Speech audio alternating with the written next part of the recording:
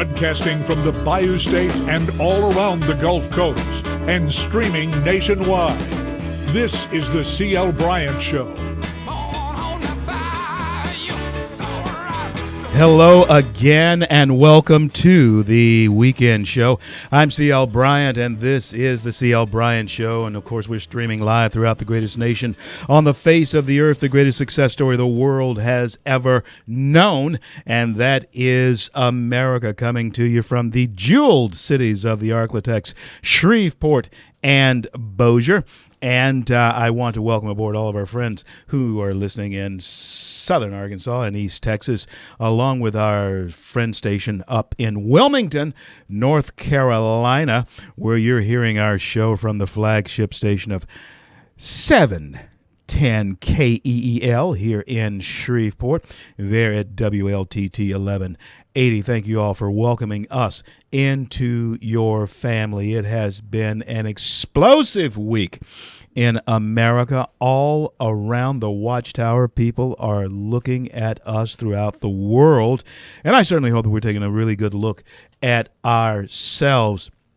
One of the things, some of the things I'm going to be talking about here in this show, and I hope it gives you a buzz for the rest of the weekend, is the decriminalization of child prostitution on the left coast there in Sacramento. Governor Moonbeam Jerry Brown has signed Senate Bill 1322 that does decriminalize teen prostitution. I want to talk about what that means a little bit later on, and also while we're on the left coast, we want to look at Hollywood and those celebrities who think they mean so much to you and me through their opinion. This organization called Humanity for Progress, it was supporting Hillary Clinton during the presidential campaign. They were called something else. Something called Humanity for Hillary, I think it was, at that point in time. But they call themselves Humanity for Progress now. They actually think that they're smart and you're not. That's the way the Hollywood crowd basically has felt about you and I for quite some time. That kidnapping in Chicago has indeed sprouted legs. We broke this the night before last now, where this young, mentally challenged young man was taken to a location in West Chicago. I don't know if you've ever been to Chicago, but there are two sides in Chicago that you don't want to be in if you are a person who is not inclined toward poverty or criminality. And that's the South Side, and that's the West Side. We talk about unemployment in America. Most of the unemployment in America can be traced, the figures at least, can be validified or validated. I think that's a word. Erin is in the studio with me here right now. She can tell me if that's validated. I don't think validified is a word, is there? It's not a word. But it's not. It sounds pretty good, though. Yeah, it does. Let's make it up. Let's make that one up. But anyway, can be validated. Most of the unemployment in this country can be traced to South Side, West Side of Chicago. But certainly most of the crime shootings, the 4,000 shootings, and the 700 deaths that have occurred in the nation's Windy City can be traced to either the South Side or the West Side of Chicago. Anyway, the young man was taken there. You've seen it by now. There's no question that you have seen this or heard about it, unless you're living in some small village outside of the United States. That is the only way that you cannot have heard about this kidnapping and the type of, I guess, frivolous attitude that the captors had toward this mentally challenged young man. It's going to lead me to talk to you about the Klan and people who would join the Klan. They don't necessarily have to be white. I want you to understand that.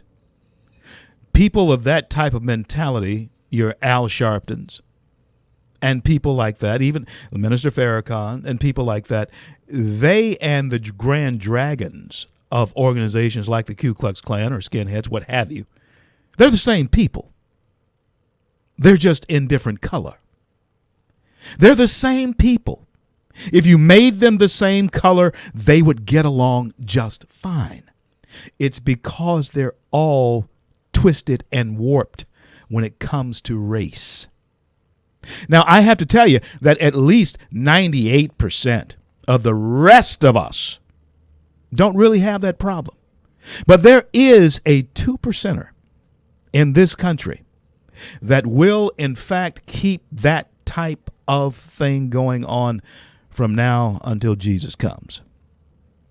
And I am telling you that the same people who mocked, kicked, and tortured this young man are the same people who did those things to people who were enslaved in the 1800s. They're the same people. They're just in different skin color.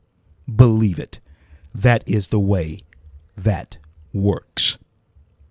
And while we're arguing about color, and while we find ourselves twisted about different colors and what they have done and what the black people are doing, what the white man has done in all of this, we fail to realize the simple point that I've just pointed out to you, and that it is not a color. It is the person, regardless of the color, who has a twisted and warped idea about humanity.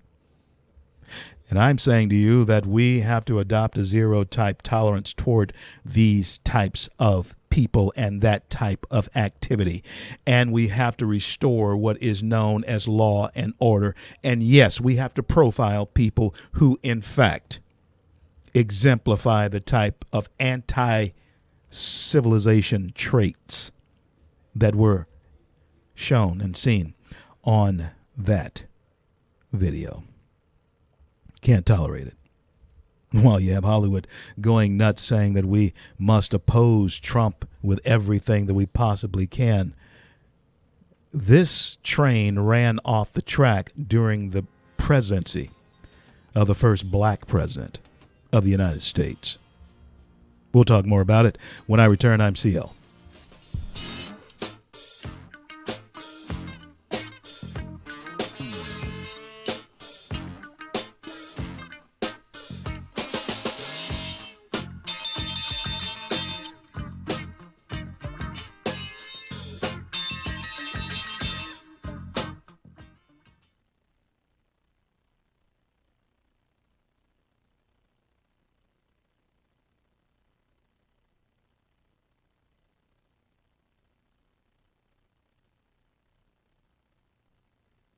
Do we have guests on in the show today?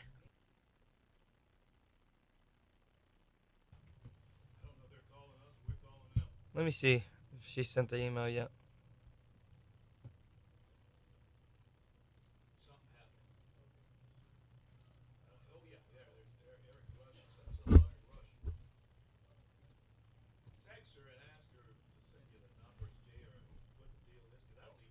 Yeah, she hasn't sent me anything yet.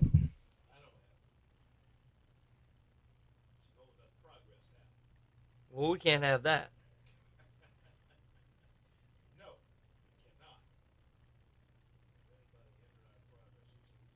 we cannot. Oh, I just texted her. I'm sure she'll send it soon. You ready to go on the next one? Let's go. Here we go.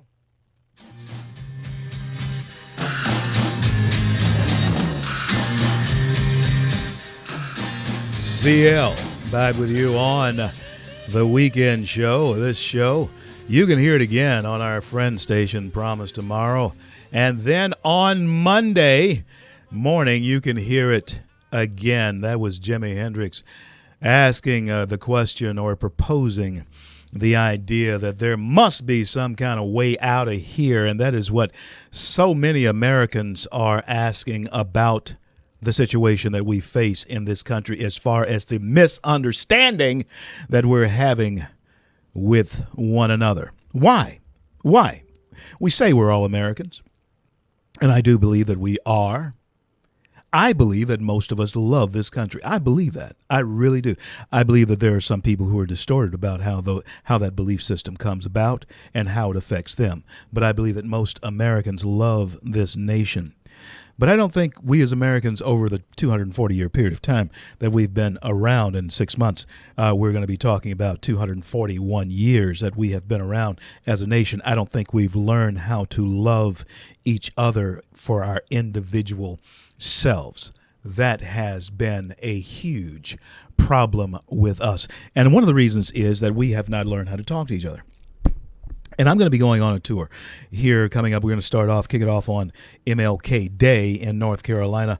I'll be talking to a group of people with Clarence Henderson, who was one of the original Walgreen counter sit-in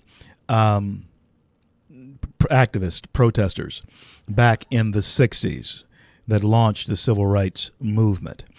And I'll be with him, and hopefully we will be able to have an honest discussion on race. That's something that we have not had because we're seeing a dysfunction in America. We see the same type of dysfunction right here in the Jewel cities. In Wilmington, I'm sure you're seeing it, and wherever you're listening to the show throughout the fruited plains of this great nation, there's a dysfunction that is going on in this nation that we must pay attention to. Where does it come from? Who is supporting it? Who's financing it? Because there's money, behind the dysfunction. When you look at, I've said this before, you've heard me say it before, I'm saying it again. George Soros, why would an old white man give $100 million to a group called Black Lives Matter? We were talking about the kidnapping there in Chicago. We were talking about this young man who was taken off the street by people who many are thinking are supported by BLM, Black Lives Matter. Many are saying that. In fact, many are hashtagging Black BLM kidnapping. That's what they're saying. The other day, I was telling you that what is happening, and the police chief, the chief cop there in Chicago, says that organizations like Black Lives Matter does lend the type of boldness to criminals that make them do the things that we have seen done. I led off my Wednesday show by saying that, and before the Wednesday show was over, we were seeing an example of exactly what I was talking about. Download the free CL Bryant app onto your iPhones or Android devices. Go back to the Wednesday show. That would have been January the 3rd. Hear the lead off. And then if you want to run through it, go to the last hour of the show where the news was breaking. I think we said, Aaron, validified or validated. One of the two. Validated. It validated. I think we're gonna coin that validified, though. I like it. Okay, let's do it. And so, but it validated what I was saying in my opening monologue. It validated it.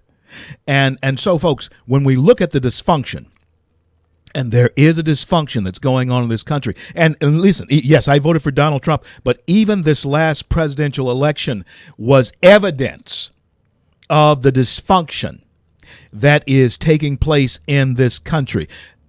In calmer, nicer, gentler, whatever times you want to, however you want to label it, in America, a Donald Trump, a Bernie Sanders could not have been elected president of the United States. So maybe the dysfunction is leading us to something good.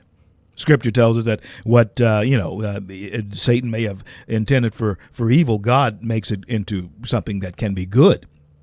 And having that as my discipline, that Christian foundation as my discipline, I have to think that the dysfunction that's going on in this country right now, even though we're seeing a lot of evil that is happening from that, I think there is good that's going to come out of it. The stock market thinks so.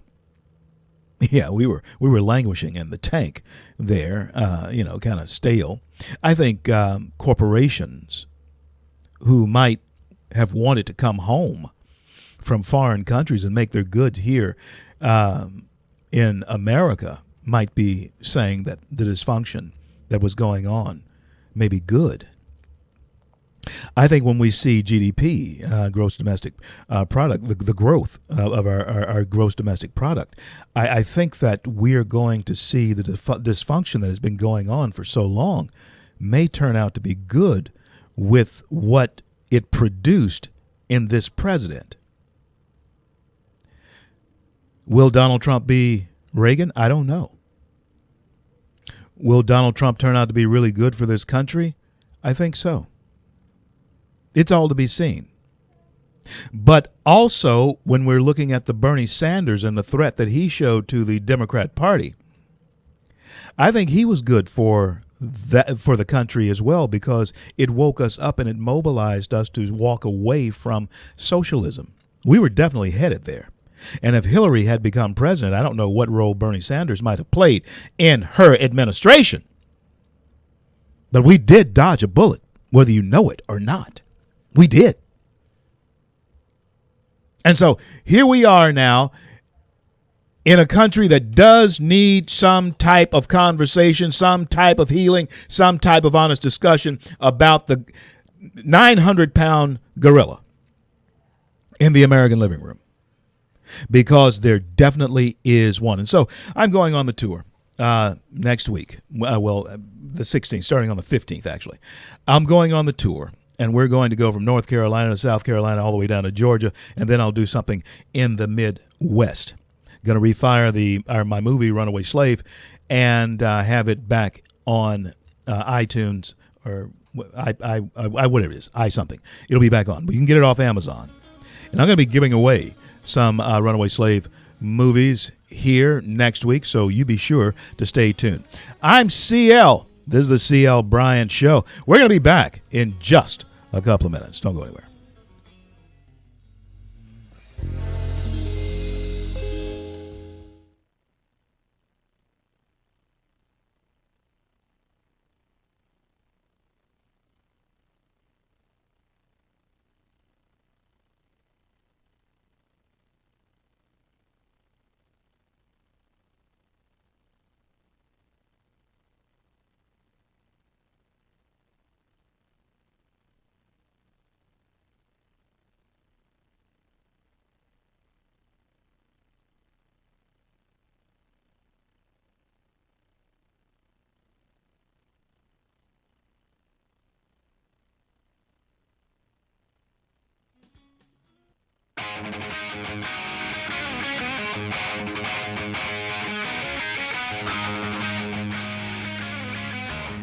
CL Bryant back with you here on this Friday, gateway to the weekend. I certainly hoping you're planning a very safe weekend.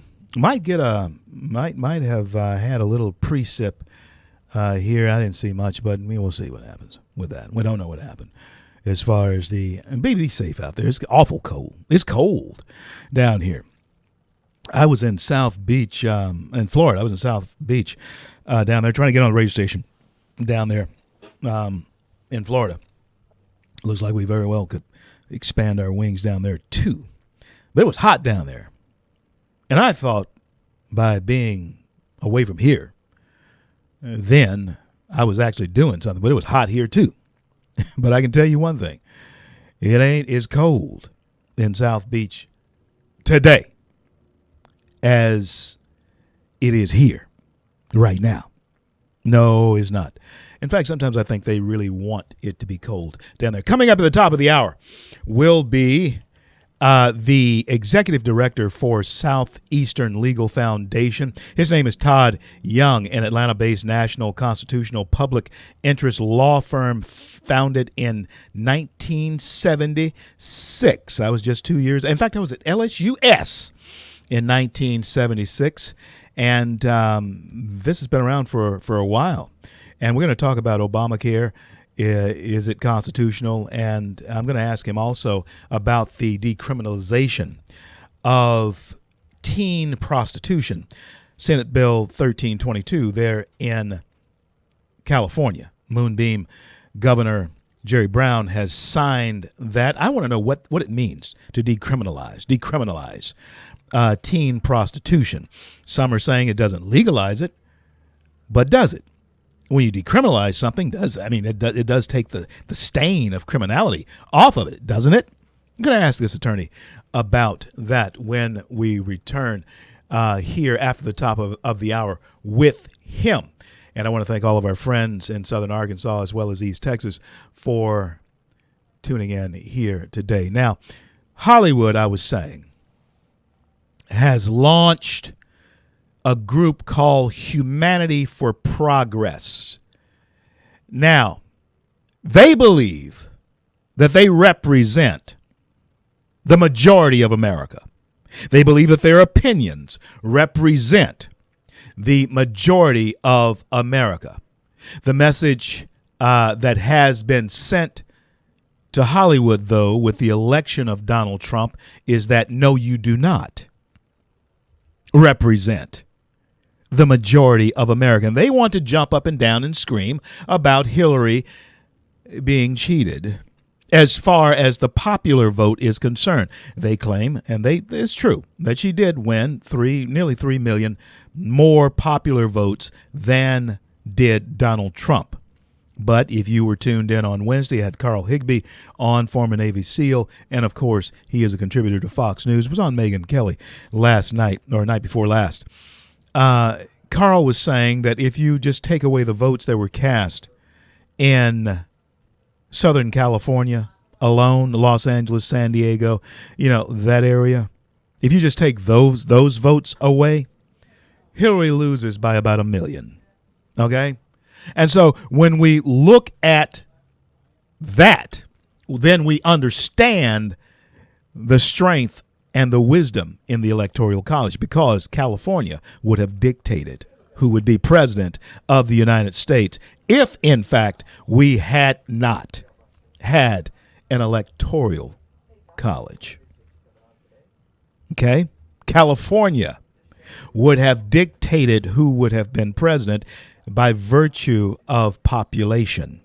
That is the strength and the wisdom of the Electoral College. So the message that we sent to Hollywood, the message that we sent to the elitists that reside there and will dare to crucify any one of their own who comes out and says that they are conservative, and certainly if they say they can support Donald Trump, they will crucify them. They feel as though they have the right to tell you how you should vote, how you should think, and who you should vote for.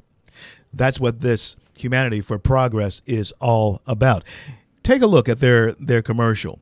In fact, I'll have a clip of it Monday. I should have gotten a clip for you, Jay, but I don't have it. I'll have a clip of it for you on Monday. I want you to hear some of the venom. These people are wanting you. They're wanting your congressmen. They're wanting your senators to oppose with every fiber you have in you the next president of the United States. They're actually calling for revolution in their own way. Now, we don't think that people who make their living, and folks, I understand that, yes, I'm an opinionator. I give my opinion on various things, have been doing it for years by virtue of being a pastor. I've pastored 3 churches from California to Florida to here, okay? Large and small churches. And so I wasn't giving my opinion on Scripture, but as it was revealed to me, that's how I preach it, okay? This is an offshoot of that as well, even though I'm truly giving my opinion on the current events of the day. From my perspective, from my life experience, from that type of thing. That's how I opinionate. But now, the people in Hollywood, they want you to trust them not from their life experience, but from the scripts that they have read on film. Do you understand what I'm saying to you? There's a marked difference in someone who is acting out the writings of someone who is paid to make a movie, and someone who actually has hands-on life experience with politics, with race, and with real people. Spent some time in Hollywood. Yeah, I spent some time in Hollywood. And I was there in Southern California for 6 years.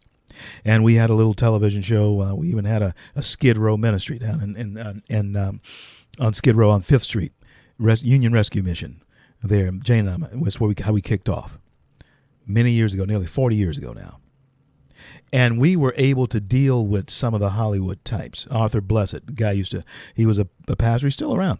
He used to carry a cross on the Sunset Strip. He was a friend of ours. And he was the minister to the stars. Those people, I can tell you, unequivocally, are out of touch with reality. I'll be back with more reality when I return. The CL.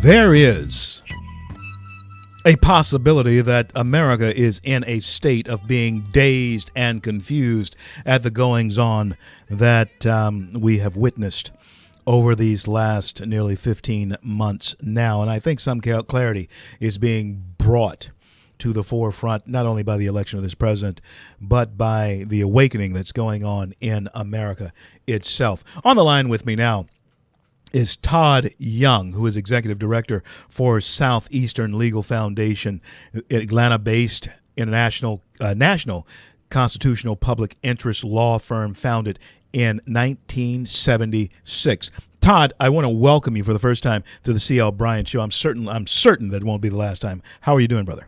Thank you. Thank you so much. Really appreciate being here with you and your listeners. Thank you, Todd. Now, tell us a little bit, by way of introduction, about the Southeastern Legal Foundation. What is its purpose? Sure. Thanks so much for that question.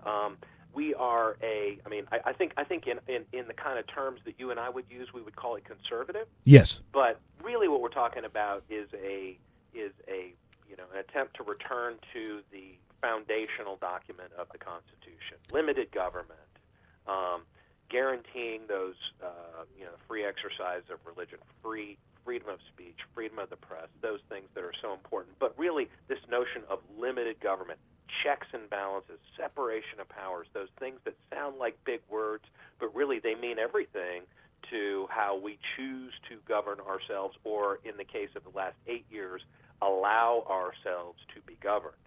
And absolutely. Yeah. As you may or may not know, I'm a senior fellow with Freedom Works in Washington, D.C., yes, and we are all about everything that you have just said. And one of the things that really is of concern to us right now is a replacement for Antonin Scalia. And I'm looking at, of course, a good friend of mine, Senator Mike Lee of Utah. Yeah. I would love to see him on the Supreme Court. But now, give us an idea of how you're seeing this shaking out. Will there be a nuclear type of process maybe instituted by the Dems to try and derail any type of replacement for Scalia until midterm? How are you seeing that? Well, it's a great question, because we heard yesterday Senator Chuck Schumer come out and say, doing his little media tour, say that tough guy talk. It's we're going to oppose everything, we're going to fight everything. Not possible to oppose and fight everything. And let's keep in mind what President-elect Trump has actually done here. He has released a list, now upwards of almost 20 very highly qualified, either current federal judges, federal appellate judges, state court judges, possibility of even senators who have a extraordinarily strong background, in constitutional law. So that we've had months now to take a look at these people, to talk about these people. So there really won't be major surprises for the Democrats, who are now saying they're going to oppose every nominee. There are no major surprises there, but lest we think it's going to just be easy, Yeah. there were three nominees. Justice Souter was the third choice during the Reagan-Bush years. It happened a number of times where initial nominees were ultimately rejected. So Yeah. it's not going to be an easy fight, but I think that we're going to get through. The big question that has been on the minds of Americans for these low 8 years, well, at least since 2009, has been this: is Obamacare constitutional? And if it is not, how in the world did we wind up with it? Was that Justice Roberts' care, Obamacare as well? Is he the major cause for that? Give us shed some light on that. Yeah, that's a good point. The many of our sort of fellow organizations, and by the way, we at Southeastern Legal had the privilege to represent Freedom Works in one of the friend of the court amicus briefs, very important briefs that go to the United States Supreme Court on at least two occasions on some of these very important issues. So we are very much in a like mind. Yes. The question of Obamacare. Now, keep in mind that in those days when the arguments were being made at the Supreme Court, the Obama administration did not want to defend Obamacare as a tax. In other words, the Congress would have had the power to tax, so that would have been considered a tax. So they did the first thing, the court did the first time it's ever done this, unprecedented, hired an outside lawyer to come in and argue on behalf of the federal government to defend this idea of tax. Yeah. So if you're a lawyer like me, you're figuring out your best, strongest arguments. Okay, 1, 2, 3, and 4. Tax was number 5. They didn't want to defend it that way. So what did Justice Roberts do? So I broke with some of our fellow constitutionalists in saying that maybe it's not all so bad the way that this decision came down, because finding it a tax made it much more vulnerable. And now we've seen in about 4 or 5 instances since then, decision after decision after decision, continuing to pull bricks out of that wall that is Obamacare, so that it eventually just dies of its own weight, or now, in this case, a repeal and replacement. But that said, it could have very easily been found unconstitutional on the individual mandate, and on the penalties, and on the question of some of these exchanges. So maybe a better decision. I don't want to second-guess the Supreme Court too strongly here, Right, but right. by the same token, maybe a better decision would have been just to declare it unconstitutional. But I think finding it a tax has made it very vulnerable, and we've had to play that out now in the courts. Now we're on with Todd Young, Executive Director for Southeastern Legal Foundation, based in Atlanta, Georgia. The executive orders, Todd, that have been flowed so freely from the Obama administration, I am of the opinion that President-elect Trump should, on day one, take the oath of office, skip the parties that night, go directly to the Oval Office, and start undoing these executive orders that Obama has put in place. Now, having said that as easily as I did, is it going to be that easy? Yeah.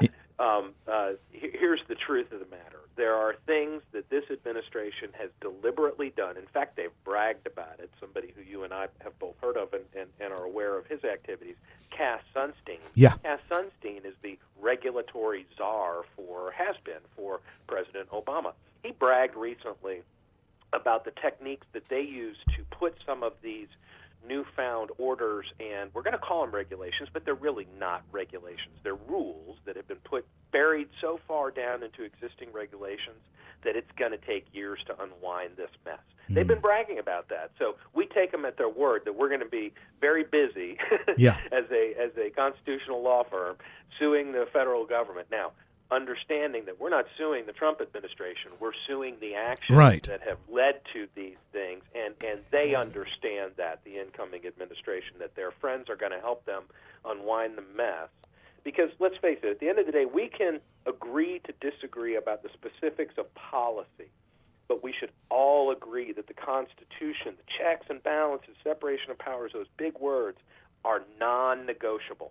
And we have to be willing and strong enough to go in and enforce that in the courts, legislatively, expect our members of Congress are going to do that, and then what is the executive going to do? Now, he can do a whole lot on the executive orders, and there won't be any more regulatory czars. So those are two legs of the stool gone right there. Stay with me through the break, Todd. I'm going to be back with Todd Young, Executive Director for Southeastern Legal Foundation, when we return to the C.L. Bryant Show. Back in a minute.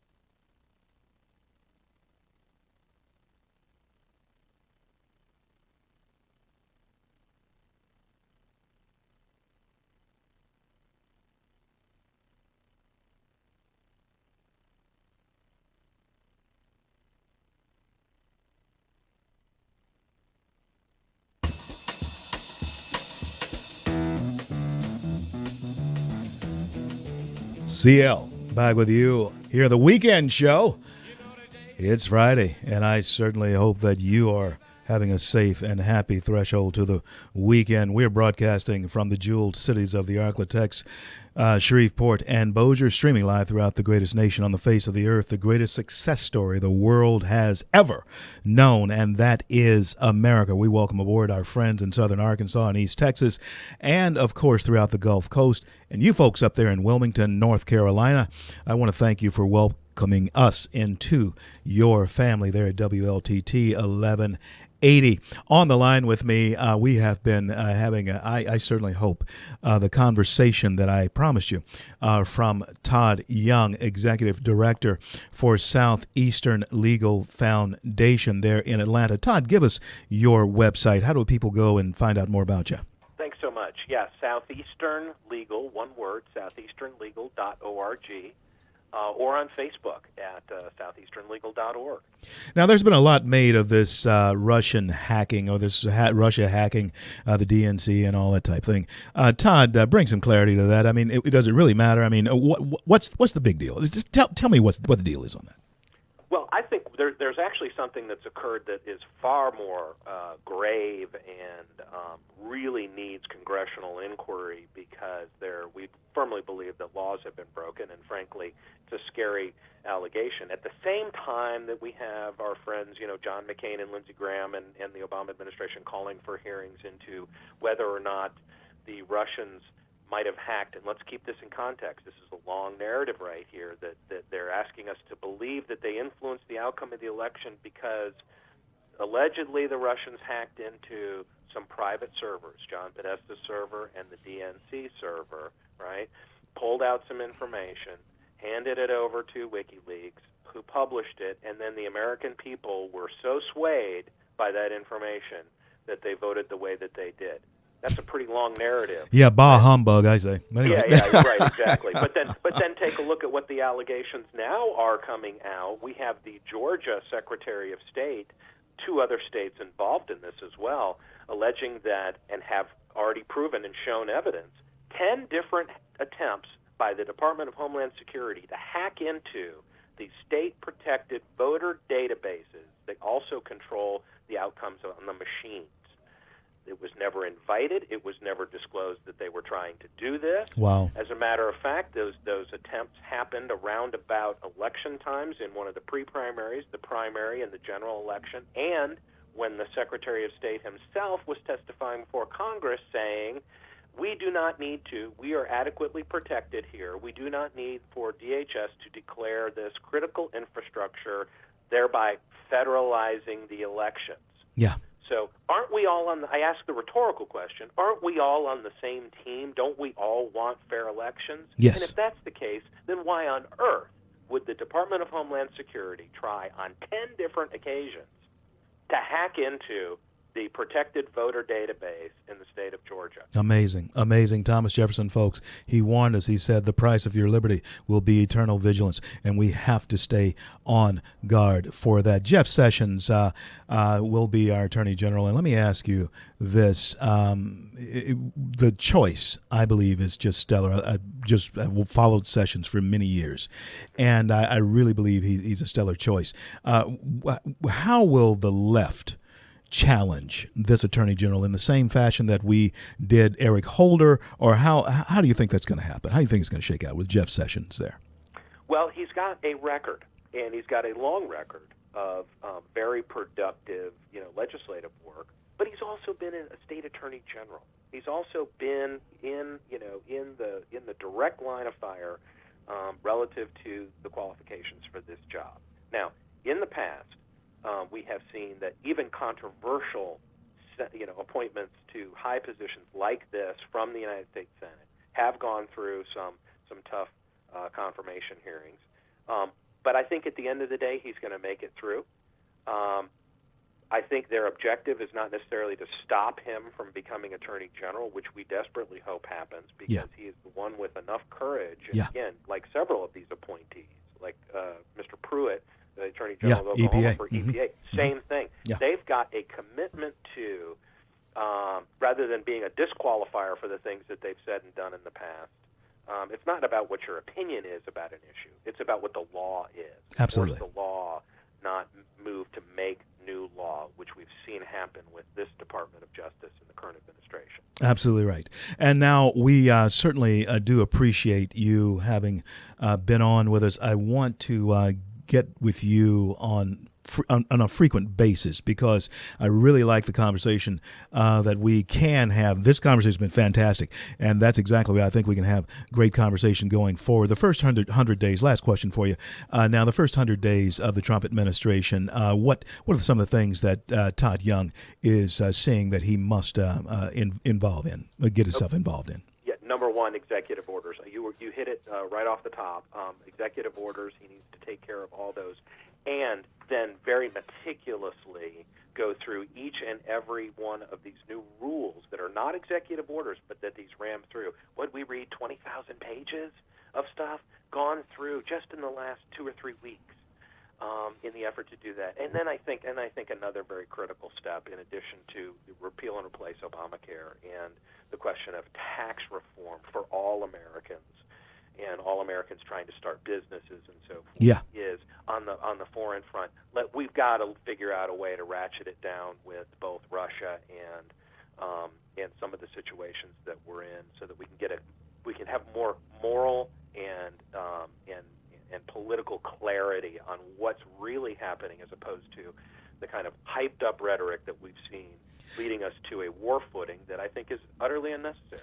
Todd, I'll talk to you after the inauguration. I certainly wish all the best for you. God bless and God keep you. Todd Young has been on with me, Executive Director for Southeastern Legal Foundation. There is so much more, man, that I could talk to you about right now. But I agree. This has been terrific. Thank you so much. God bless and keep you, man. We'll talk to you soon. Okay, thank you. Bye now. Todd Young, Executive Director for the Southeastern Legal Foundation there in Atlanta. We'll be having him back on a frequent basis. I can promise you that. Yeah, we are having to deal with the American dysfunction, as I was saying before Todd came on. There's a dysfunction that is going on in this country right now, and you're witnessing it. You're seeing it play out in front of your eyes. And I got to tell you something, in social media, this social media thing with the kids, those were 18-year-old kids. Each one of those kids who captured this young man in Chicago and then tortured him and beat him and all this and let him go in the cold. They were 18-year-old kids. And what really puzzled me is some detectives saying, well, that was perhaps children, young people who made a bad decision. No, friend. We're going to talk a little bit more about that when I return. This is much more than a bad decision. Coming up a little bit later on the show, in the show is Eric Rush. Negrophilia. Eric Rush, he's the author of Negrophilia. Hey, I want to discuss this with him because there are some things that you can maybe claim victimization on. There are some things. But then there are some things that, hey, forget about it. Forget about it. There are some things that white people can be victimized on. There are some things that black people certainly can claim victimization on. Women can claim victimization on many things. Hillary tries to play that card out of context. There are things that you can legitimately claim victimization of, but the question has to exist. It has to be asked. How long do you remain the victim? And turn that victimization into victory. I'm CL. Be back in just a minute.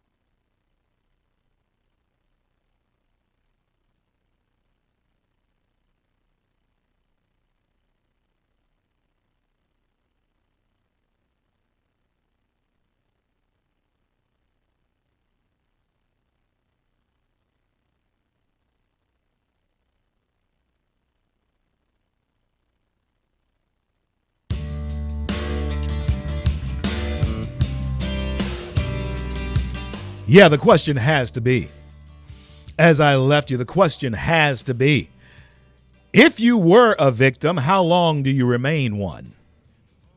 Huh? That is the question that we have to ask here in modern day America. Yes, every one of us have had something that has happened to us that was not any fault of our own. It was no doing of our own. But how long do you wallow in the victimization of that? How long do you remain a victim? You can choose in that situation. You do know that. You can make a choice in that situation to wallow, as an old Indian word, to roll over, roll in, to wallow in. I mean, it's a Native American word, wallow. Yeah, it's a word. Yes, Michelle, it's a word. To wallow in victimization, roll in it for a lifetime, or you can choose to get up out of it and walk away from it and say it's a lesson learned. You can be better for it. But what we're seeing in this American dysfunction that's going on in this country right now are that there are people who are comfortable in the victimization. In fact, they invite the victimization because they're comfortable in it. And what's happening is that they're finding out that they can get paid for it. They can get paid for being a victim. And messages like the one I'm attempting to give right now to those who are feeling and like to claim to be victims, the message I'd like to give to them is often fought. And the reason it's fought is because it actually is an affront to those victim hustlers. Oh, yeah, there's money in victimization. But what the victim doesn't understand, they can do far better on their own. They can do far better for themselves than those who use them as victims will ever do for them. The government can never do for you if you're sane, if you're healthy, and if you're willing. The government can never do for you what you can do for yourself. You have those three qualities. If you're sane, if you're healthy, and if you're willing. Willing to do what? Willing to succeed. You're in a country where you can succeed if you're sober. You're sane. That's what I'm talking about. This nation was created for a sober person, a sober people. And as we look at what's happening in this country right now, we see people who are coming under the influence of the intoxicants that are out there. We've always drank in America. We've always been an intoxicated nation. We've always been. Prohibition may have actually helped that back in the 20s more than anything else. It gave rise to crime over our drinking habits, over our love for libation. Americans have always been that way, not so much as the French or the others, some of the other countries around, but we've always enjoyed that. But now I'm looking at other things that's going on in this country. When you look at little places like New Hampshire having an all-out epidemic of heroin addiction that's going on there. When you look at the Cannabis Foundation or Society that will be handing out joints on the streets of Washington, D.C. come January 20th. They'll be handing out joints, free joints on the streets of Washington, D.C. When the inauguration takes place. We're looking at a nation that is becoming intoxicated. Not in the privacy of your own home, not on the weekends, not just recreationally, but constantly. We find ways to become intoxicated, and we're finding ways not to work and be intoxicated. You see, a sober nation can't be intoxicated a nation that's prospering has to remain sober most of the time in order to be prosperous. You can't be prosperous and intoxicated at the same time. It just doesn't work like that. They're trying to lower the bar in this country to a point where it's okay to be both. But that doesn't work. You only reach a level of intoxicated mediocrity when you try to be both. Ask Holland. Visit Amsterdam. When you try to be both. And that's where America's headed right now, to that place where they're trying to do both of those things. It will destroy us. Yeah, there was a time on the college campuses, kids went there. They still didn't have a job. They were going to school, and they were trying to get some lessons, and they wanted to expand their minds. I was involved in all of this. Yes, I'm a child of the late 60s and 70s. Grew up in the era. I understand the era, but I also understand a lot of the missed opportunities because of the robbing of ambition that went on as well by being intoxicated. Haven't always been a preacher. No, I've been there. I've seen both sides of a lot of streets. Yes, I have. And I'm here to report on it. I'm here to tell you about it. Kid, you say on that pizza commercial, Jay, I think it was that thin crust cheese filled pizza. I've seen the other side. I've been to the edge. I thought you were going for pizza. The only pizza commercial I know. I've been there, man. And I'm telling you, haven't always been a minister, seen the other side of this coin. That's why I'm able to talk to you about it, uniquely qualified, talk to you about a lot of stuff. Oh, yeah. And so that's why we're going to have the tour that we're going on. And that's why yours truly, they asked me to come out and speak about things like this because we're able to talk about it. And then we have questions about it. And then I have this movie that's out. It's called Runaway Slave. About to try to do the next film, Red, White, and Black. Red, White, and Black is going to be my next film. That's going to be the film. And it will be showing in theaters around the country. We're going to start shooting it in the summer. And in fact, if you know anybody, you have them get in touch with the CL Bryant Show and talk to them about how they can help us in getting my next film out and about. CL, broadcasting from the jeweled cities of the Arklatex, Shreveport and Bossier. Going to be back with Eric Rush, the author of Negrophilia, when I return.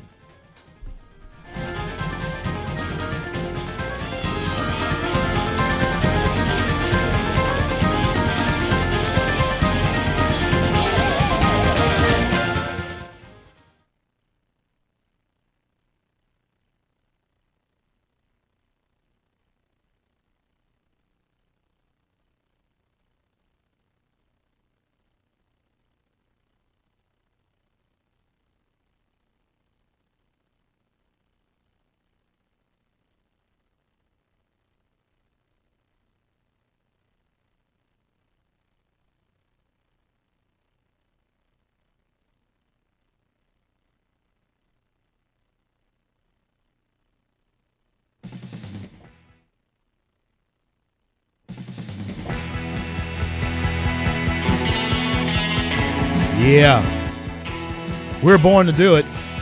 Oh, yeah, on this highway of life. All of us as Americans are born to run for the Groses because it's a great nation and the greatest success story on the face of the earth. Joining me now is author of Negrophilia and columnist for WorldNet Daily. You can go to ericrush.com and you can find out all about him there. Eric Rush, regular on the show, welcome back to the C.L. Bryant Show. How are you, brother? I'm doing well. Happy New Year. Happy New Year to you, friend. And I'm seeing here that you have a column that hit just last evening. It's prefaced, and the premise of it is Obama's swan song epitomizes the left's character.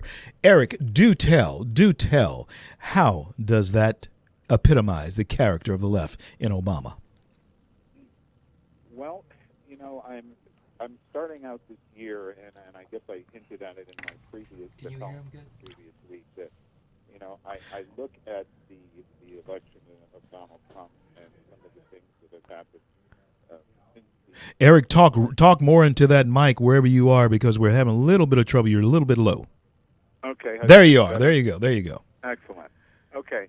Yeah, and some of the things that have happened, since Trump's election, and not just on the part of Obama, but generally the left, some of the the fear mongering and some of the really just not only audacious but just preposterous things that have come out of the left, the desperation.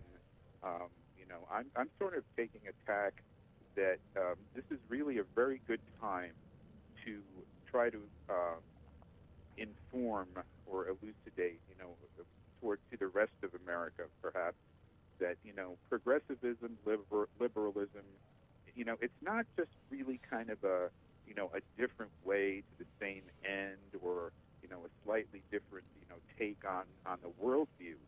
It's malignant. It's truly malignant. It's socialism on the installment plan.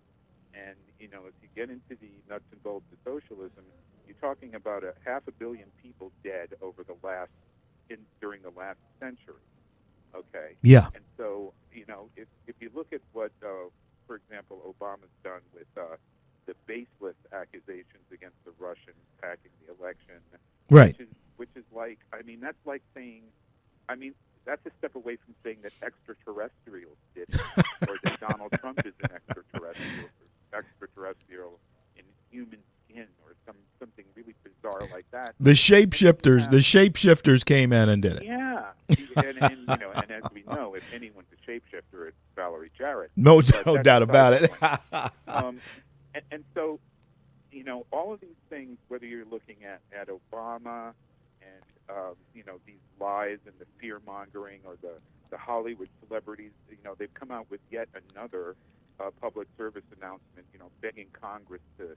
Yeah, I saw that. Humanity for Progress. Trump. Yeah. And it's like, okay, America, this is the character of these people. The lying, the fear mongering, with all the concerns all of us had about Obama when he was elected. When he was elected, it was like, okay, let's regroup, decide what to do. We didn't protest in the street. We didn't beat people up. No. We didn't put PSAs on YouTube saying, "Oh my God, he's going to blow up the world." Right, We right. didn't do any of that stuff. Right. And yet, this is exactly the kind of the stuff that you're seeing, the character of the left. And that's exactly right. I'm putting that out there, saying, okay, well, are these the kind of people that we think should have the reins every 4 years or every 8 years or whatever? Because look what happened. Is it because, Eric,